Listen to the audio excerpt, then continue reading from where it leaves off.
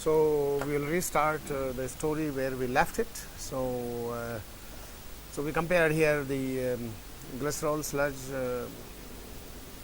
glucose or glycerol added to the sludge, and as a carbon source, while sludge also furnishing some carbon source.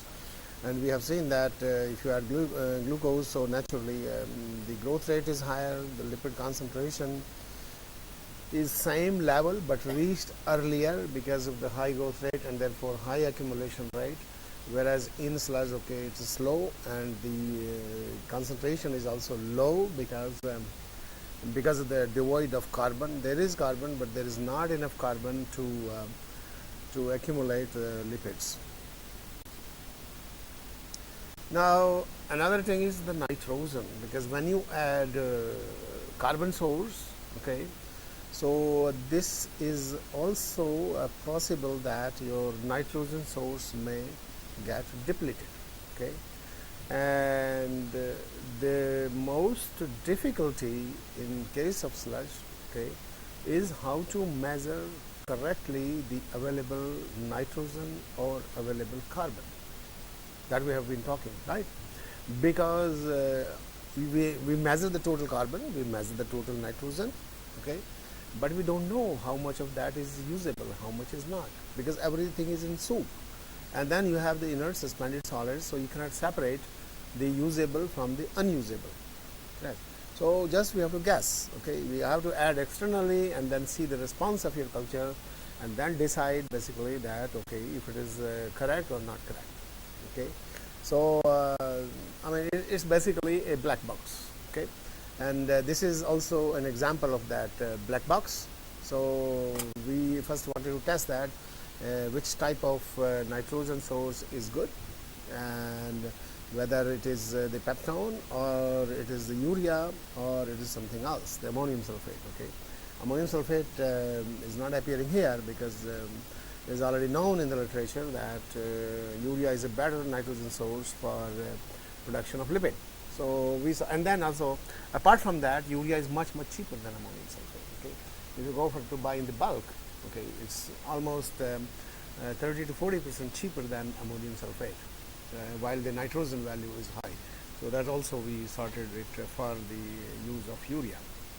And you see that it clearly establishes that when you add peptone, so the same story, okay, it goes up perfectly very fast, and then of course it comes down because there is degradation, but in 72 hours it reaches maximum. Then the lipid content in urea, so where is urea? Here is the urea, right? These are the squares, the urea. So number one, they do not go at that high level, they stay at low level. And then this one is basically a lipid content with no extra nitrogen. So basically that means the nitrogen addition is affecting. And why it is affecting? Because during the metabolism or in the metabolic process of lipid production, you always synthesize certain enzyme, and ACL is one of the enzymes that you need to continuously replenish, and it requires a nitrogen source. And by the time it synthesizes, it starts as active synthesis of lipid starts, and nitrogen depletes, and then in that case it can develop a deficiency, and that can limit the process. So that's number one. The number two observation here is that people have been advocating, if you read the literature thoroughly, those who are working on that, they must be knowing that the people say that lipid production occurs when the nitrogen or something becomes limiting. Correct. But this is not the case here. Okay. Okay, lipid is started synthesizing right from the beginning. Correct. Just after 12 hours it keeps on building up. Okay. So that's because initially there is nitrogen, there is a complex carbon source, and then there is a strain, okay, because that also depends on certain strains. So basically in my lab, all the experiments conducted, there's always debate that we have never seen this type of behavior, that the growth occurs and it reaches a certain level when nitrogen becomes limiting and the lipid starts. No, it never happens. So it is always right from the beginning. So what we can say that, okay, it's something like a growth associated process, okay, which of course the literature will not accept that, but our data demonstrate that, and no one can deny that. Okay, so there are always some questions on this issue when the article goes for review, but there is no explanation. Probably it lies in the complexity of the carbon source, because probably carbon is less slowly available, and therefore it develops sort of limitations. Similarly, nitrogen probably develops that kind of complex limitation, and that's probably the reason. Okay, so but no, next question.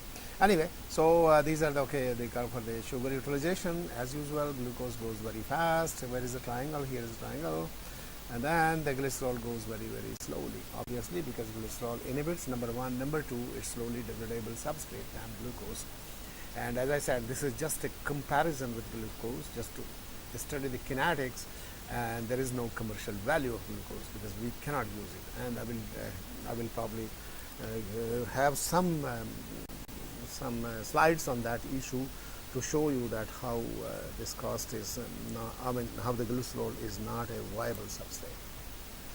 Now let's go to C, because the lipid yield, lipid yield, not the concentration, is always an issue from the process engineering point of view, because that directly determines the substrate efficiency conversion to the product, as I have talked already. And so let's say here you just concentrate on these lines which are in the color, forget the rest about it. Okay, so here is this, maximum lipid synthesized in how many hours here. So basically these are the values. Okay, so you keep on increasing in when there is only simple sludge, nothing else in the medium at 25 grams per liter of the solids. And as you keep on increasing the glycerol, so that keeps on increasing a little bit, and at the end of the day, when you get peptone or urea, okay, it increases to 16.4 grams per liter. Okay, so that's a quite high rise from 6 to almost 120%. So it's good, and also, but the time of fermentation required is quite high. So that's a challenge. Number one, that this time has to be reduced, and how we can reduce this time. We have already worked on that issue, and we have brought down the time to 48 hours in the fermenter. Now here is the lipid yield. So when we go with this, now this is with respect to glycerol, okay, just with respect to glycerol. Now if you have the pure glycerol, of course here is a 0 because there is no glycerol in sludge, correct? And when you go to pure glycerol, the lead, okay, is here. That means that 190 kilograms of lipid will be synthesized from 1 ton of glycerol, correct? So now when you add it to sludge, 25 grams per liter, so the yield decreases. Similarly, okay, 0.13, 0.11, 0.15, everywhere is big, okay, unless you go with the peptone, which shoots up to 0.26, okay, 260 instead of 90.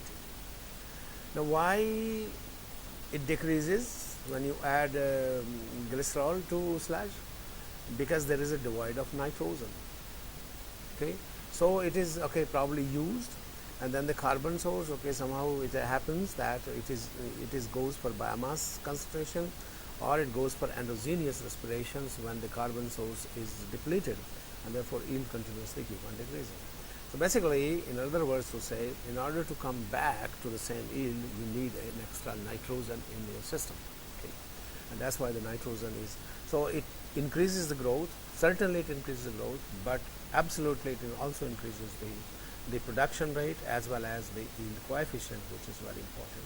And that's why the nitrogen deficient. So in this case, again, let me mention this point that people say that lipid, and I also agree from the literature, from the metabolic pathway, that nitrogen has to be limiting when these microorganisms they accumulate the lipids. Similar to bioplastics, and the nitrogen has to be limited, and then the bioplastics will be accumulated. And just to remind you that that's why we were using 144 C/N ratio when we were feeding acetic acid to the reactor. So same story here. So it has to work on the same footing exactly. Now, when we have produced these fatty acids, so we have to see that are these fatty acids fit for the conversion to biodiesel. So here on the right column, rightmost, is the gytrophile, which has been used quite for some time to produce biodiesel, and I think in India there is quite amount available of the gytrophile. Last year in Trivandrum there was an article, I think 2-3 conference is presented on that issue, that this technology is used every left and right in India, and they are trying to grow the Jatropha crops somehow in India. So basically, here is these are the fatty acids that are synthesized in sludge. Basically, lipid, pure, pure glycerol 25 grams per liter, lipid crude glycerol 25 grams per liter, then purified glycerol, lipid purified, and lipid purified here. So basically, if you see that composition, it lies within the same range here. In this one case, here is none, so here is very low. Here is 12 to 20%. The concentration is quite high. Here is very low, because none. And then again here, this is the same story. And so basically, the fatty acids produced meets the composition, or is equivalent to the composition present in the Jatropha oil, and therefore the fatty acids generated in sludge, they are usable for the biodiesel conversion, unlike the free fatty acids formation is very low. Because if you remember, in sludge, as such, the oil you contain, that contains roughly 65% of the free fatty acids, which is a problem in transesterification or conversion of lipids to biodiesel. So lipid cultivated glycerol can be used for biodiesel production. The free fatty acid content in the sludge derived lipids, so that was for glycerol. So it's also the same story. Now here, what is that? So basically, all these microorganisms, they have been cultivated in sludge, municipal primary sludge, secondary sludge, as well as the municipal mixed sludge, and here are the composition of those. So PCA and FFA content, you see that FFA content is very low, as I said, less than 1.16% weight by weight in pulp and paper and in municipal sludge, so which is very small, and it is of the same value as in case of the Jatropha oil. So this is PCA. This was a strain we isolated, the lactomyces. So it's the same story, and the trichosporan, of course, this is a well-known strain, so basically it gives also the same results. So in the fatty acids derived from sludge also meet the requirement to be used for biodiesel production, and they are of the same composition as in case of the Jatropha oil. Now another factor, carbon nitrogen ratio is always very important in all microbiological processes, and more important in case of the product synthesis, specifically intracellular product formation, because as you know, by all theoretical means and practical means, they are produced under nitrogen limited conditions. So and excess nitrogen we have. So anyway, here as a GLU is the glucose, and GLY is the glycerol here, and GLY also, and this is the control. Basically, this is the CN ratio effect, lipid accumulation in strains and standard deviation. Less than 5%, but this is when the glycerol or the glucose fortified in the sludge. And then this ratio was changed by adding different concentration of the glucose or different concentration of glycerol. So you see that in both the cases, when you have C/N ratio around 100, so it gives you the maximum in both cases. Here in glycerol a little bit less, but not much of a difference. Well, practically it almost makes no difference. So basically, C/N ratio about 50 is quite good. But there is a catch here. There is a catch here, and this you should give attention to this. That this C/N ratio, when you start in the beginning your experiment, then it is okay. At the end of the day, when you go towards the end, then again nitrogen become limited. So at that particular point, you have to again feed nitrogen. And then that will also depend on the carbon nitrogen ratio, by the way. So basically, after per se, if you are running a system for 80 hours, if your system is running slow, that means roughly after 48 hours, you have to give another dose of the nitrogen, because you remember I told you the SCL enzyme, it has to be synthesized during the production of the lipid, and it is replenished by the availability of nitrogen. And if you start this nitrogen value, the nitrogen will on the way finish, and then it will curtail your process of production of lipid. So those data are not here with me, but that you should keep in mind. and that way their concentration can go up to not from we showed in the table 16 grams per liter, but that concentration shoots up to 40 grams to 50 grams per liter of the lipid in the biomass. Okay. So a few conclusions out of it. Sludge derived oil synthesized biodiesel has similar major fatty acid chain length. The saturation degree is different from soybean oil. In fact, the saturation degree is a little bit higher, and therefore the energy density is higher. Energy density means per gram it contains more calories than the soybean oil, so it is good. But at the same time, when saturation is higher, the viscosity is also a little bit higher. So that can pose a little bit of problems to be used in the cold climate. Okay, but the test performed by the company instruct us to say that this has not been felt a major problem. Okay, because the composition of the saturation is smaller. Okay, but certainly it's higher than the soybean oil. Biodiesel produced from sludge derived oil has high oxidation stability, okay, because of saturation and the viscosity I already said. The study indicates that the sludge is promising feedstock for biodiesel production, for sure. Now, okay, we have been talking about just filling up the sludge out, because we process engineer are always looking how we can improve the yield and the process performance in terms of the productivity. Okay, yield, concentration, and the productivity, 3 items. And I will repeat again: the productivity determines the size of the reactor. Higher the productivity, lower size of the reactor, therefore lower establishment cost. High concentration of the product determines the downstream processing cost. So the higher is the concentration, you will spend less money in purifying and getting your product in pure form. And of course, concentration is related to the productivity, that is embedded in the productivity by itself. So these are the important aspects. And of course, the yield of the product. Okay, yield of the product, that means how many tons of the product you're producing per ton of substrate, because substrate cost is always high. That is the measure. That is the measure. And biodiesel is such an item or a product that you cannot use pure substrate. You cannot use pure substrate, because otherwise process will never be profitable. And as I said, I will present those slides. Probably they are coming today in my line, I'm not sure. Okay, but they will be there. Okay. Now, okay, so another way we thought that producing it, because sludge, when it comes out of the wastewater treatment plant, it has roughly 5 to 10 grams per liter of solid, and it also contains a lot of humic acids and the adsorbed materials. Now these humic acids, they create problems of mass transfer problems, and there is a lot of unknown material. Okay, a lot of unknown material.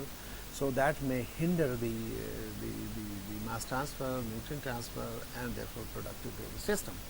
So it was just our guess that why we should not wash the sludge, because we want the microbes, because our job of lipid production is done by the microbes and not by the rest of the material.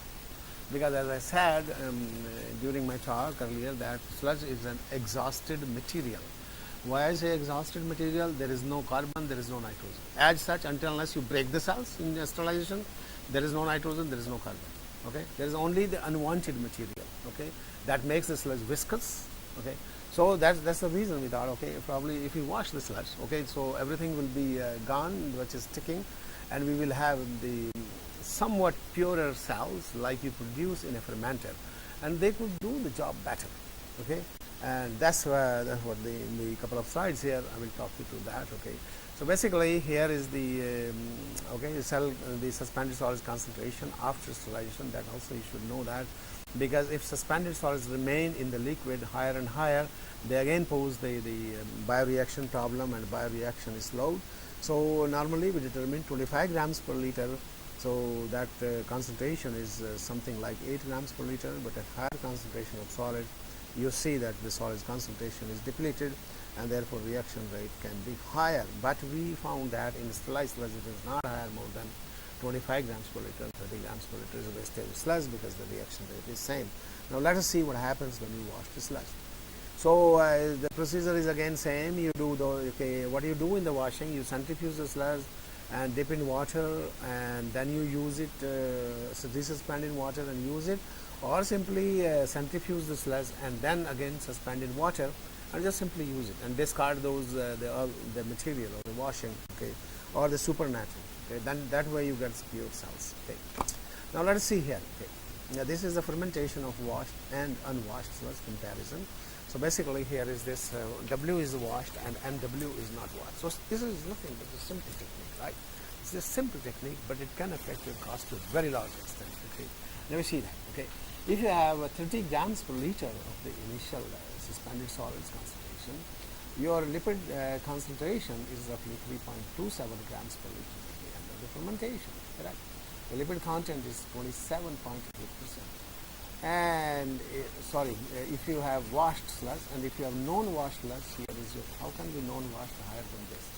So now I think there is something wrong here, so it should be reversed by this, because this should be higher than this. Okay. And this should be here, okay, 26%. Okay, so I have to revert. Okay, please also correct in your slides. Okay, so basically a lower concentration of lipids is produced in the non-washed sludge than the washed sludge. Okay.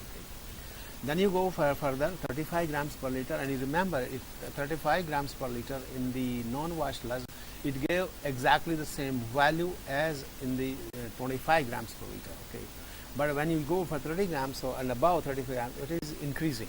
Okay, so that's the washing effect. Okay, that now from the 25 grams per liter, which was optimum in the unwashed, you can go 30 grams, you can go 35 grams, that is 6.23.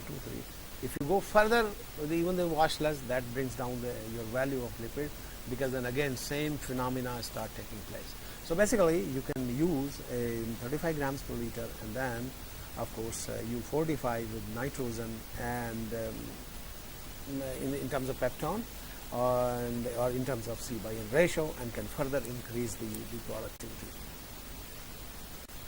So here is a difference. I'm sorry, these are, because this I just copied from a master's thesis of my student. Okay, and this is of course in French. So this is the solid suspended solids here in grams per liter, and this non-mean no washing, and here is the whereas there is no known, so this is the washed sludge.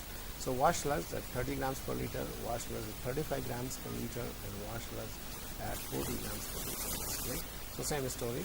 Here is the initial suspended solids is high because we went up from 30 grams per liter to 35 grams per liter, but net increase in suspended solids is higher than the in washed sludge than in the non-washed sludge.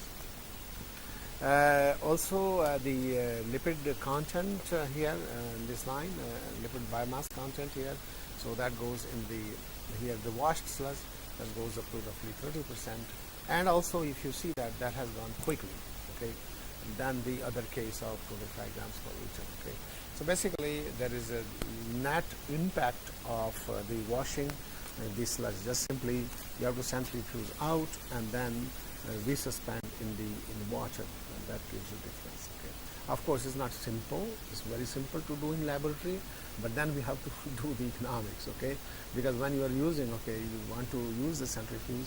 Of course centrifuge will not use a horrendous power here like in case of biopesticides or bioplastics, because it's a sludge, it can you can remove it at even 1000 rpm or 2000 rpm, where bioplastics you require 10,000 G value. Okay, similarly in biopesticide you need 12 to 15,000 of G.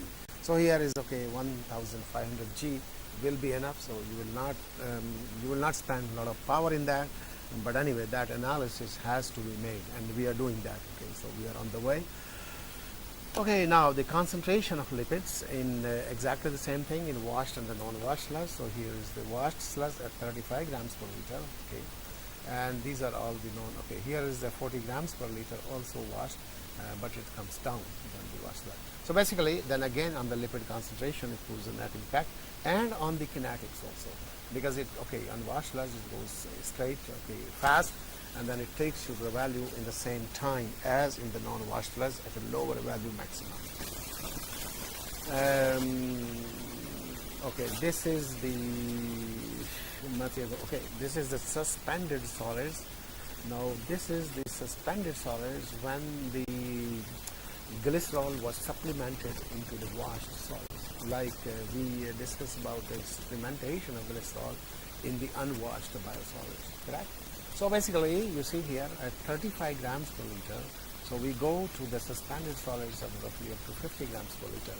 And if you remember that with the same glycerol concentration, it was only 25 to 30 grams per liter of suspended solids. So basically there is a net increase of the suspended solids when you add glycerol, okay, which is a completely reverse case than the unwashed sludge. Okay, let's see further up. So this is here the lipid, okay, lipid content. I'm sorry for this French, but he has made it in a non-changeable form. I could not change it. So here is the lipid content, okay, in terms of the percent.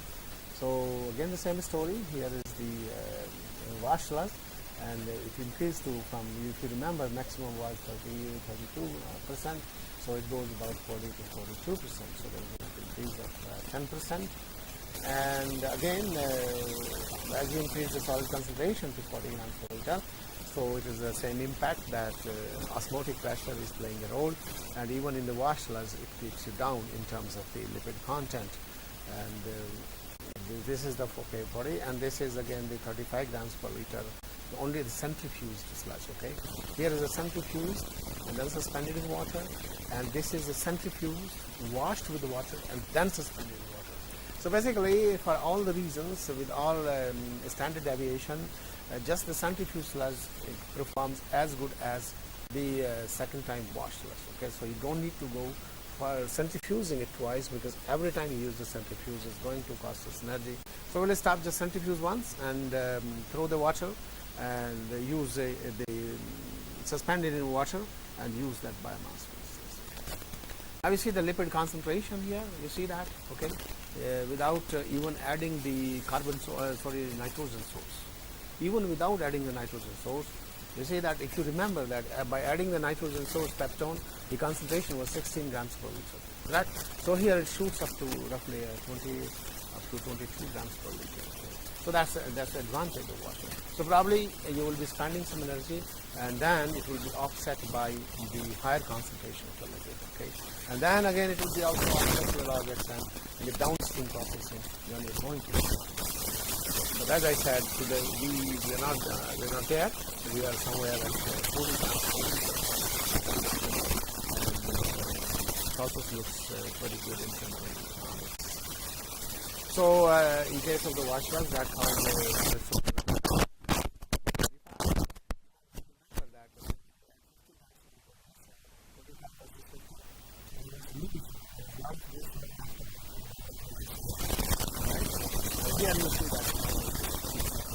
that's the impact of washing. Okay. So basically it has proved that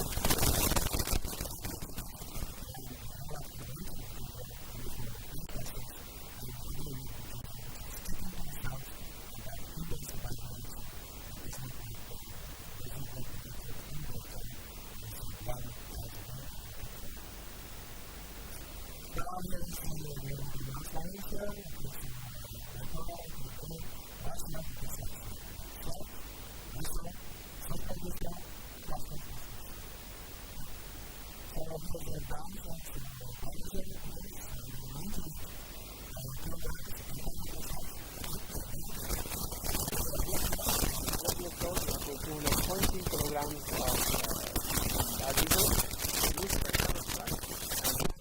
263 kilograms of biodiesel per ton of sludge. And just washing will make a terrible difference, 411 kilograms. So this is appreciable, correct? And this will be very highly appreciable in the cost estimation. Okay. Then the glycerol produced as a byproduct, of course, when the biodiesel increases, so the glycerol proportionally increases, because it is stoichiometrically 10% of the biodiesel produced, correct? As I said you that, okay, the third way, so first way was you extract directly the lipids from sludge, whatever is that, 6 to 25%, not in Canada, but 25% in South Korea. I'm not sure what is in India. but certainly there should be this value somewhere. And the second was as you grow the lipid producing microorganism directly in sludge through a conventional fermentation process. And the third way to check the capacity. The third way is to check the capacity of the microbes which are actually present or they are as such, and then check their capacity if they produce some lipids. And this is one result. Okay, this is one result. The result is not very encouraging for 100% because here you see that here is a lipid. So basically lipid stops at 16%. Okay, and it goes to synthesize more extracellular polymers, polysaccharides. That we will discuss separately in the last, on 10th, on Wednesday of this week. We have a special lecture on EPS. So just basically all the substrate fed basically it goes towards the synthesis of polymers, polysaccharides rather than lipids. But we have not left our hope as we are research we are doing. This is our job. So we are looking at how we can increase this concentration concomitantly, also increase the concentration of EPS. So I will not talk about this any further because there is some confidentiality level in this, but certainly if you have some questions I will try to respond to that. So here the conditions, sludge contains up to 15, feeding cholesterol, 25% lipid, bioplastics pH. Okay, there is also bioplastics here, but which I have not shown, but the bioplastics is also up to the level of 10 to 15%. Okay, so basically concentration is low, and that does not warrant us to also go further to look for the pH production. And this is a municipal sludge. This is not the pulp and paper sludge. This is a municipal sludge. Okay, but as I said, we are looking the ways currently how we can do that. Carbon is diverted towards the growth of other microorganisms because in the soup. Biosolids contain all sorts of microorganisms. So here are the three products: the polymers, polysaccharides, also the lipids, and also the bioplastics. So, but we found that a high percentage of the cholesterol carbon fed to sludge goes for the captured by the other microbes. Okay, so we are trying to adopt the techniques to stop that. Okay. And there are many techniques, of course, and the techniques which we have devised. Certainly, I can tell you that. These the cells which contains the stored compounds, either lipid or the plastics. Okay, if you make the system hungry, they will stay longer than those cells which do not have the accumulation capacity. Okay. So basically what we do, okay, you get the sludge and just aerate it for some time, and by giving some feed and by not giving some feed in cases, and what will happen if you don't give the feed, so those which already accumulated pHs or the lipids, they will degrade their lipids and the other cells will lies out, okay, and the other cells will lie out and lies out, not lie out, sorry. Lysis will occur, let me put it this way, the sentence. The lysis will occur with the non-accumulating bacteria, and this lyse material will be used as nutrients by the accumulating bacteria, and this way you can lower the concentration of the carbons, unnecessary carbon source utilizing bacteria to a certain extent. Okay. So that's the one, okay, immediately. And then the next one is that you feed the carbon source for some time. Okay, so all those accumulating bacteria, they will, of course, they will accumulate less, but maybe high concentration will go towards those which are proliferating. But then again, they are prone to starving conditions. And then after 5-6 hours, then you impose the starving condition, and under those conditions, they will also die. Okay, they will not die completely. Okay, because there are some sporulating also in them. And those sporulating, of course, will sporulate, but those cannot sporulate, they will die. Okay, and that way you can save a lot of your substrate. And after that, you feed this species and then this will accumulate higher amount of compounds. And this we have. I did not talk to you yesterday because I did not talk much on bioplastics.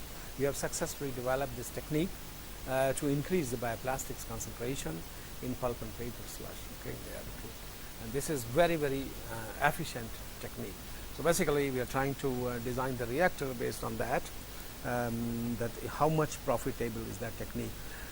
We are using also for this municipal biosolids, but we are working on this, so I do not have many data on that to present to you and to show that. Now you have done the whatever you have to do in terms of lipid production. Then you go for the next comes the lipid extraction process. Okay, you produce, everybody is producing. There is a horrendous of literature on the production from the pure culture. Then extraction. Now lipid extraction. Okay. Lipid extraction is basically here is the following terms. So oil bearing substrates, okay, or whatever is that. Basically it may be microbial cells or it can be the seeds, correct? And then you go for mechanical rupturing, as we said, press, filter, get the oil, or chemical solvent evaporation. We have already discussed advantage or disadvantage of that, so without going into that, let's go. Okay, then you get the oil. Okay, simple operation, mature, okay, okay, we have already talked about this. So this is a duplicate slide here, large solvents, non-safety issue. Now the major issue is the biomass energy consumption during drying the cells, because you have to dry those. Okay. So biomass is wet, so you can go directly for solvent ultrasonication with solvent and water, and that will break the cells. And if you can, and then you can do the also in situ transfer esterification, or you can dry the cells and then you do the transfer esterification, and then okay, you remove, you add the hexane, and then after, because once the hexane is there, then you can easily separate the phases. Okay, and the lipid will be in hexane phase, or if it is fanes, they will also, that will also come into the hexane phase, and then you leave it for 24 hours, and then you separate the top phase, and then you dry, because it will have some water at 60 degrees centigrade, and it will come as pure lipids. So that's why it could be. Parameters: solid concentration, reactor, ultrasonication time, temperature, and solvent. So these are the parameters which needs to be optimized, and we have already optimized these parameters. Okay. This is all published work, and this has been published in Bioresource Technology, if I remember exactly, in 2014. So if you're further interested in reading that, you just put my name in the Elsevier system. You'll find those publications over there in 2014. So that's how it looks like. So trichosporan, okay, as it comes out in the fermentation bath, and then subjected to ultrasonication, and here you see the disrupted cell here, and then also this was because we are trying to use many microorganisms. I gave you few microorganisms. We isolated more than 15, 20 microbes, which gives a different growth rate and different production rate. Okay. And SKF5 is a fungi, and of course this, you know that this is oleaginous yeast. And this fungi, we find that it grows very faster in glycerol, in crude glycerol, because in sludge as such trichosporan oleaginous has no problem, but in crude glycerol I'm talking, trichosporan has a problem. So we have to sort out for another organism, and SKF5 we named in our lab is also a good fungi which grows. And then we also have a YL, that's the Yarrow lipolytica, which is another yeast which also grows very well, okay, in the crude glycerol. Basically, Yarrow lipolytica grows much faster even than this fungi, but at that time when we were working, so we had that fungi as to be as our best strain, and then later on we get the YL strain, which we are now using and developing the commercial process. So basically, yeah, you can see that very clearly how this fungi has been broken at different kilohertz and different energy input, 40 watt, 2800 watt.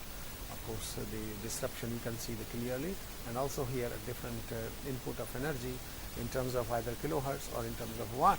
It is broken. The cells are broken down to different extent. Now, once this is broken down, so ultrasonication assisted. Here is the water, of course, in hexane, methanol, and chloroform. in a different ratio, and of course chloroform methanol ratio is 2.1, and that's the lipid recovery in terms of weight per weight of the lipid. Okay. Lipid recovery, weight of the lipids per total weight of lipids in the cells. Okay. So in this case here in this case, which is nothing but chloroform, the efficiency is near 100%. Of course, it's not 100%, but it's roughly 98 or 96%. Okay, efficiency. So as usual, everybody knows the chloroform and methanol mixture is well suited for the extraction.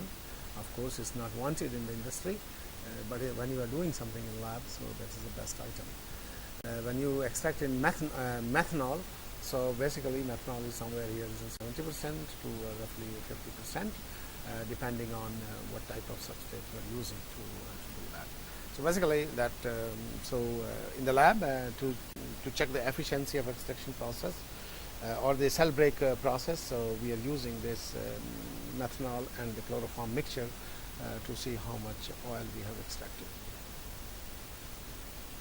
So okay, 99%, already so 96 to 98%, and then of course it reduces the extraction time from 12 hours to 20 minutes. Because if you just use the chloroform methanol, so you have to extract it at 60 degrees centigrade, and then you have to have the extraction for a long time, which is 12 hours in the water bath, and it is also very much prone to the accident because at 60 degrees centigrade chloroform evaporates. And then, at least in my lab, one of my students met an accident, and he broke the windows, panes in the lab. Okay, and the security department was calling me every time, left and right. I was away out of Canada, and then okay, they sent me mail or something. A big accident has happened in your lab. Okay, oh my God, what is a big accident in my lab? Okay, so I asked my students, called them back, and they told me that okay, some guy was reflexing chloroform methanol mixture. And he put that incubator under the window, because we have a sort of, it is not a window, but these are where you store the chemicals, but these are the glass pans, okay.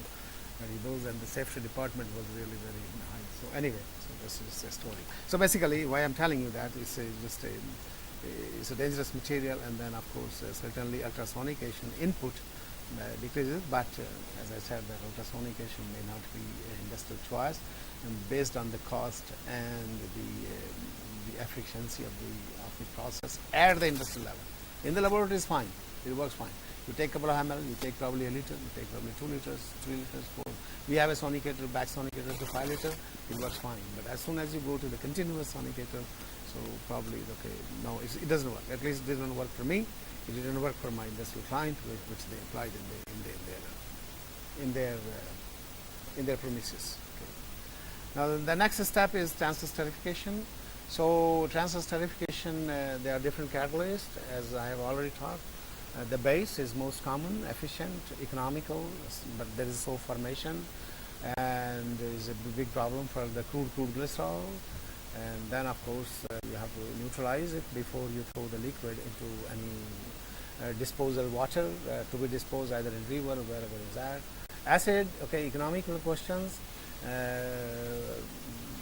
Because economic question, because acid is also corrosive to the tanks, okay, and then it takes also a lot of time, okay, and of course is widely suitable because it's a common reagent. People can, from the safety issue, they can take all the precaution, and the process is very slow. Okay, it takes 12 to 20, maybe 12 to 20 hours, okay, depending on under what situation you're in. And now of course it's the same thing as in case of base, you have to neutralize. Enzymes are very efficient. Okay, they are very efficient, but they work in the absence of water, when there is no water in the oil. So to get here, in case of microbial system, because there is a lot of water all the time, and drying the cells or the biomass is not recommended. Okay, so basically you cannot do that, and you cannot opt for that. Otherwise, and then production of enzymes, that is very costly. So we thought, because we have a strain, I was mentioning to YL, Yaroa lipolytica, it produces a lot of lipids. Okay, it produces citric acid, and it also produces simultaneously the lipids. So basically, in fact, we're working on how to maximize these three co-products: lipids, citric acid, and lipids together. Unfortunately, I will not present those results here, There are some results with me, but somehow I don't have the complete results with me. But that's what we are working on. But as I said, then you have to leave the pure lipid. But certainly lipase enzyme has a lot of other applications there, but you can sell as a co-product and you can make the process of lipid production as feasible. So, at the end of the day, it is possible that lipid will be a side product, something will be a real product, will be something else. Okay, that it seems to me at present we are moving towards that mode. Okay, that when we have, because lipid does only lipid may or may not be feasible, economically feasible. But certainly when you have, like if you have a sufficient quantity of enzyme they sell at a very high price. Okay, and they can cover all the cost. Okay, like in case of, I was mentioning, in case of biopesticides, we have a endless amount of protease, and we're doing nothing with discarding. But now we have a technology to recover it and sell it, and it's just nothing. It's a byproduct. It's just simply concentrating through a membrane filters or membrane reactors, increasing concentration, and you can sell as a concentrated product, or you can precipitate, or you can pulverize. You can dry it as a powder and sell it. It's a high value. So basically, as there, it seems again to me that probably enzyme will bring me the more money than the biopesticide. But I started from the biopesticide, converting the sludge to biopesticide. So you never know where you end up in your research if you continue that. Okay, and though I'm not sure yet, but it may be the story at the end of my research. Okay, so then there are nanocatalysts they are using, but they are very expensive. Okay, they are very expensive. They pollute the environment. You cannot recover them. The big issues. Okay, are very expensive. Okay, of course they are very efficient, no doubt about it. But I think the day is far when they will be applied commercially for the transesterification process. Okay. We have written a big chapter on that in a book on biofuels. So if any one of you are interested, I will send you that chapter. This book is recently published last year, if I remember. Okay. So that's a story here. Okay, now it is coming. So I already told more. Okay. One choice is that's how these are process engineers, biochemists, microbiologists always advocate, fine, we can immobilize the cells without taking into cost consideration, and then of course you can recover the enzyme. Of course you can recover the enzyme. You can do that. And you can do with the canola oil, you can do with the soybean oil, you can do with the sunflower oil, you can do with the mustard oil, you can do with the jitterof oil. But I cannot do with my biomass derived oil. Why? Because it contains a lot of water. Transesterification is not an efficient reaction. So first of all, I have to purify my oil. I don't want to purify my oil. I don't want to spend that energy like that. So basically, yes, the immobilization technology works in certain cases. There are examples where immobilization technology has worked, but not here in this case. But people advocate and they put the proposals to get the money to do the research. It's fine. So it's easy to separate, reuse possibility, and of course enhance the stability. Certainly they are the factors to be considered, but probably not in this case. So this portion is discarded. I think this we have already discussed. So that's again same reactions, catalyst, NaOH or acid, depending on which. If you have a lot of free fatty acids, or if you have not a lot of free fatty acids.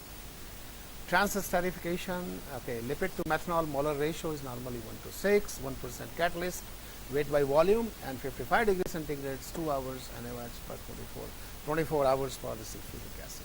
And that's how we do it, in the lab with our biomass. So you take the dry biomass and the methanol catalyst, and then you put the 5% normal NaCl and hexane, and then you have the residual biomass, and then of course you produce phase separate.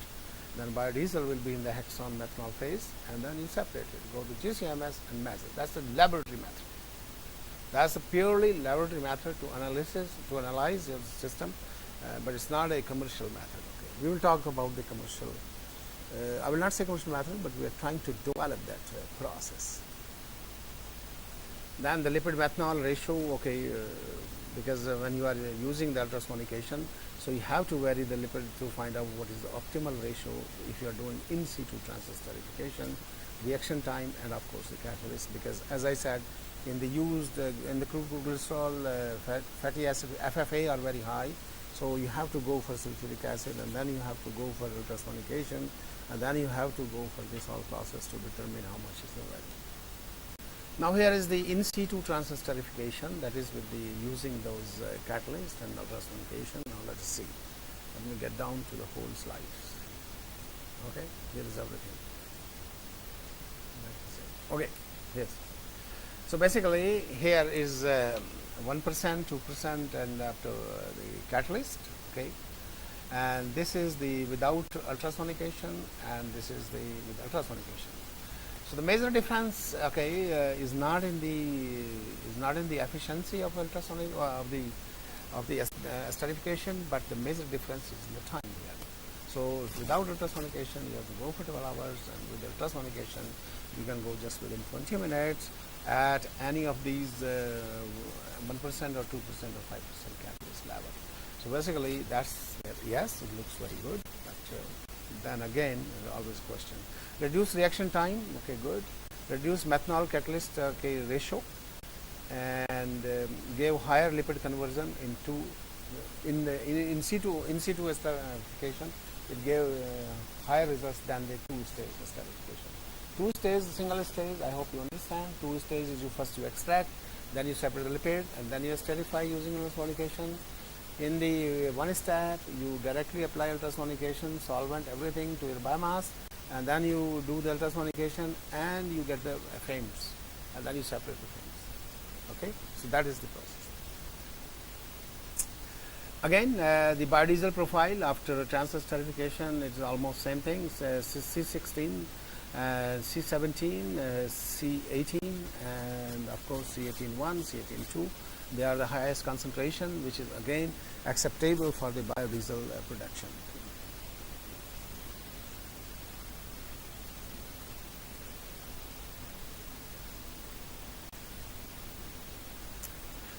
The process of cell disruption and oil recovery. I think before I go to that, should I go to that? Okay, no.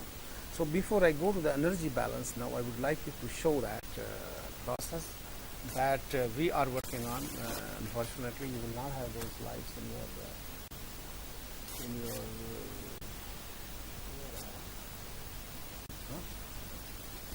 here. You do not have these slides, but because this is something have not been sent to you.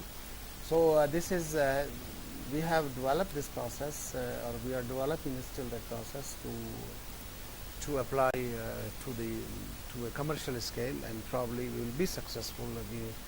We have pinned down our hopes on this. So basically, here you have not seen this fermenter. Probably you are looking at this for the first time. This is the smallest fermenter in my lab. Of course, 5-liter fermenter in my pilot plant, but in my central laboratory, this is the smallest fermenter.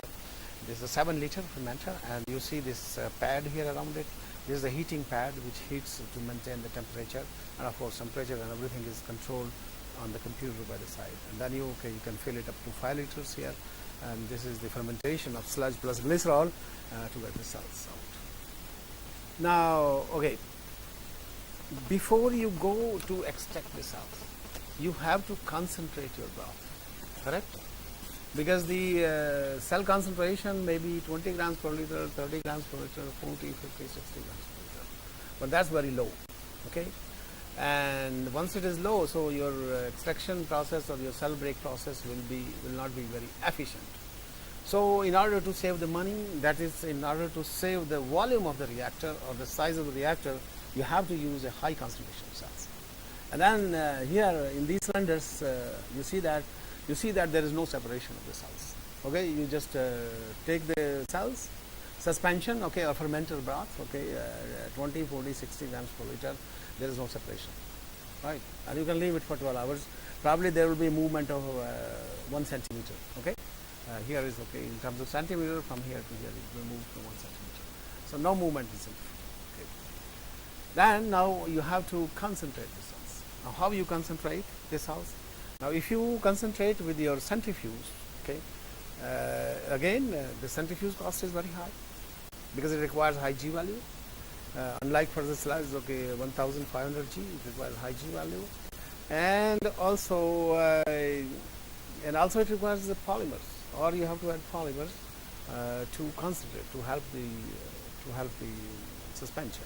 Okay, so what we thought, okay, let's see what we did. Okay, so what we did, okay, we are producing a lot of polysaccharides in the lab, and these polysaccharides are coming from sludge by itself, either by pure cultures or by directly extracted from sludge. Okay, because the polymers are very expensive. Cationic polymers and ionic polymers manufactured by the commercial manufacturers, they're very expensive. Okay, and that cost maybe 15 to 20, $40 per kilo of that. Of course, the amount is also in milligrams per grams of the cells, but still the cost is very, very high. So we certainly could not opt out for that. So we did a lot of experimentation, and then we sorted out that probably our homemade polymers can work for that. Okay, and because we are working on sludge itself has a lot of polymers, so up to 2 to 4 grams per liter. Even if you don't want to produce that, okay, you can simply take the sludge and extract the polymers. Okay, just simply centrifuge out, you will have the polymers in solution. Okay, and then you can precipitate that, or you can add directly that solution. You don't need even to precipitate like those who are working on EPS, they must be purifying it with precipitating with 95% ethanol, and then measuring the carbon nitrogen ratio and the carbohydrate and protein moiety concentration and everything. We're doing also that job, but of course those are the things to characterize. But you don't need any purification, because don't forget, we are producing energy and you're not putting a food or feed item. Okay. So or a biopesticide, so that you'll spray and there will be problem in the field and people acceptance. No problem. Okay.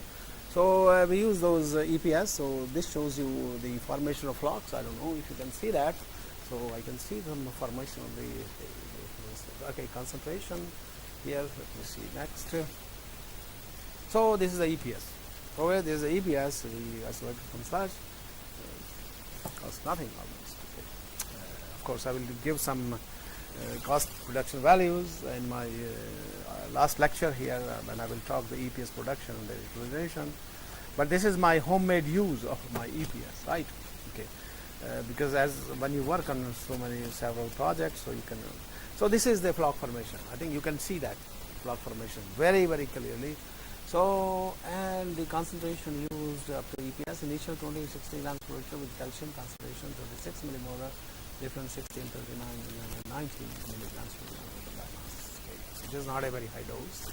It is within the limits of, okay. The most important is that it is almost 100% less expensive than the cationic or ionic polymers, which are synthesized and sold in the market. Okay. So you can use that, and then again, if you this is, as I said, this is the crude. How do you say it? Crude EPS, crude extracellular polysaccharides. They are not purified. If you purify them, okay, if you precipitate them with just simply ethanol, okay, and then use that, then this concentration will go down to 1 to 2 milligrams per grams. So very low concentration. So that's the flock formation, and when it goes to the sedimentation, so you see that the concentration goes to 160 grams per liter, to 77 grams per liter, to 110 grams, right? From 10 to 40, 60 grams per liter, very high concentration. Okay. So, and you see that without EPS, what is happening here? So it has actually a little bit of water, but it's still a lot of fluid. But here it's a clear liquid, no problem. Okay. Very good, excellent, huh?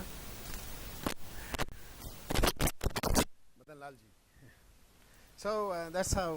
So we developed this technique, our homemade technique, and then we use it.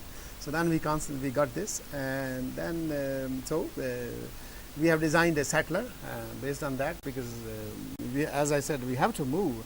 Our goal is to apply commercially, and not just to publish 1 or 2 papers and then forget the scheme.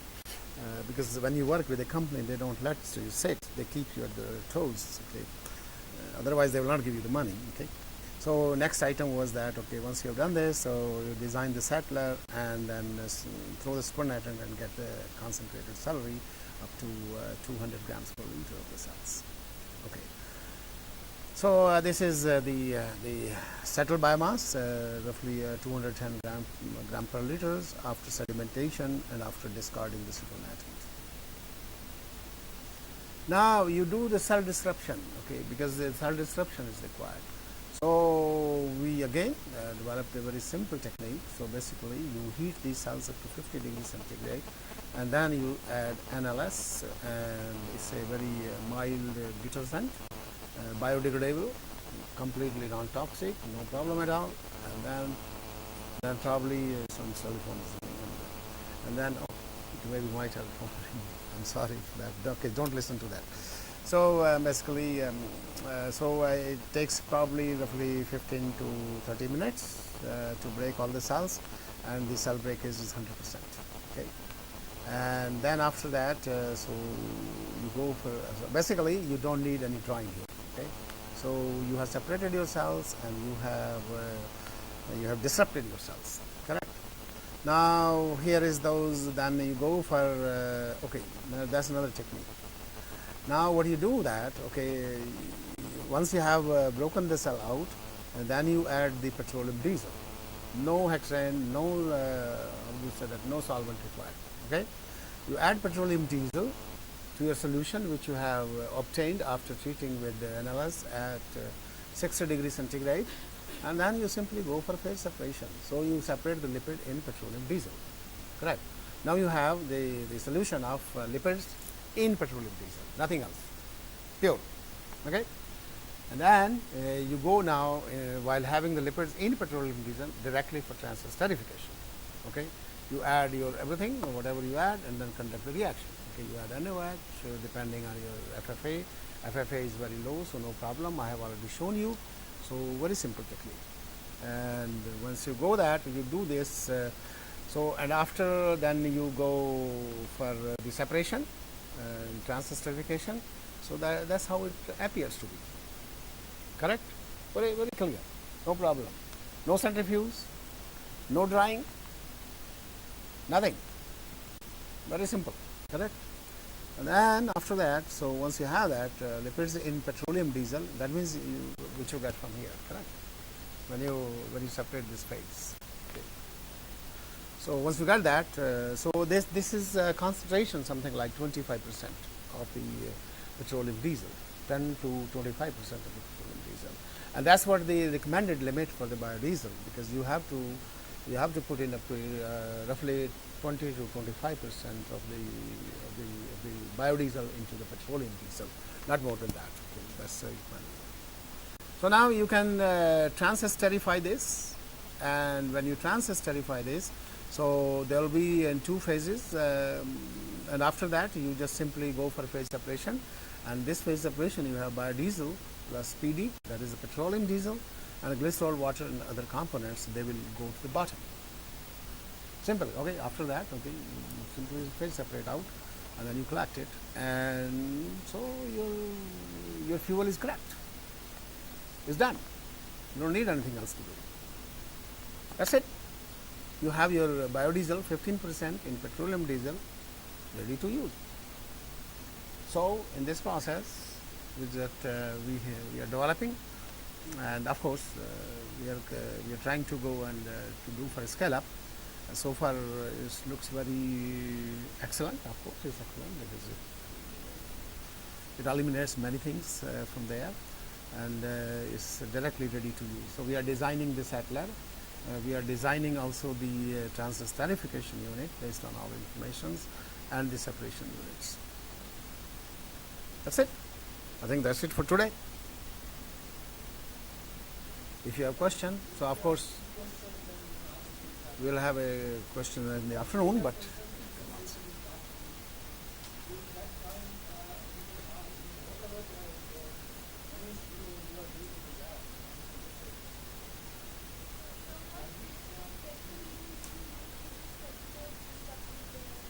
okay, don't add petrol diesel more than 20% of the lipid in that, because finally that concentration you are going to get to be used as a biofuel, and that will be enough to dissolve your own lipids and bring it to that, in phase separation, bring it to that level.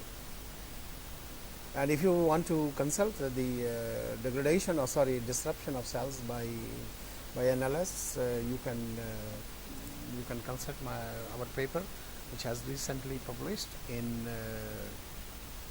2015. Yes, no, not in 2016. This year. I don't have it here, but certainly okay, my other file. Okay, no, not here. So you can consult that. Okay, and, you can do the same thing with your cells, and probably it will work for you too. There are certainly some hidden aspects in that, but you try to discover those. If you're not able to discover those, then contact me. But I am sorry that I cannot give you all the secrets here, but it works very well.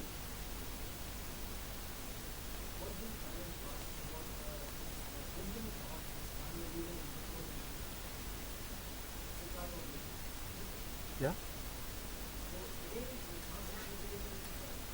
The transfer sterilization has been done after that step. Okay, here. Okay, so this is the step here. You got the lipids in petroleum vessel, and then you add all the catalyst, NaCl. So those steps are there. First of all, transfer sterilization, then there is a washing steps, and each time you go for phase separation, and that's it. Yeah, this is the lipid, pure lipid in pure petroleum vessel. So instead of using the other solvents, hexane and this and that, why you have to use that one petroleum diesel? Because that is your ultimate fuel. Next slide is this. So that's a phase separation after transfer sterilization. Of course you have. No. So lipid, so you have to convert to FAMES. There are many steps. Okay. Because yeah. Well, of course, that of course we have to see in design. At the laboratory, you can do the way you want, but when we are designing that, and then we will see that exactly how we can optimize. Because that, as I told you, when you go to the pilot plant, that's another type of optimization. Because there you will meet other problems which you can even never think of in the lab. And I very well explained you in the case of the biopesticide process, like how much you lose in the continuous centrifuge, for example. You don't use their batch centrifuge.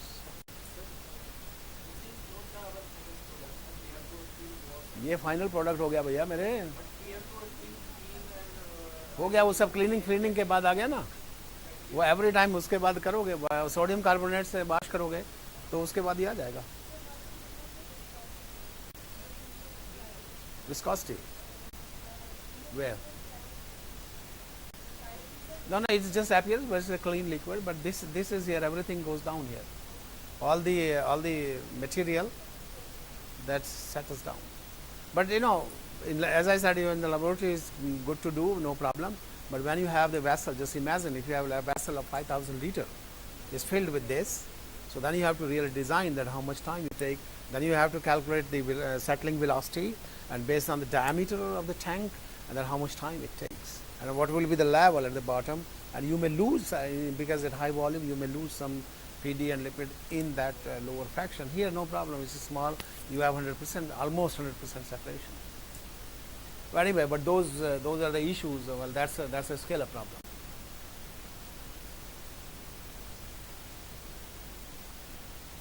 This actually we won the American Academy of Environmental Engineers, their highest award on that last year in 2015.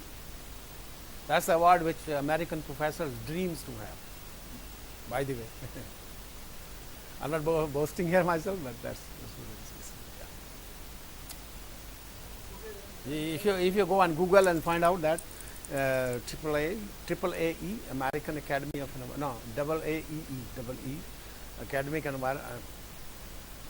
American Academy of Environmental Engineers. You just see in that, and you will find that okay, in 2015 we were the Superior Achievement Award, and that was given to this project.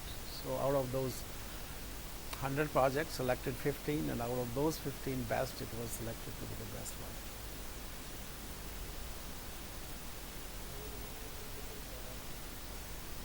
So basically, don't just stay doing certain experiments in the lab, this way, that way, measuring this, measuring that. Think big, that you have to go somewhere. then you will reach, probably you may not reach to your PhD at that particular point, but at least that will create a certain kind of stamina and thinking in you that you have to reach somewhere, not just okay fine, get a paper, I have my PhD, so I want to have now my job. Of course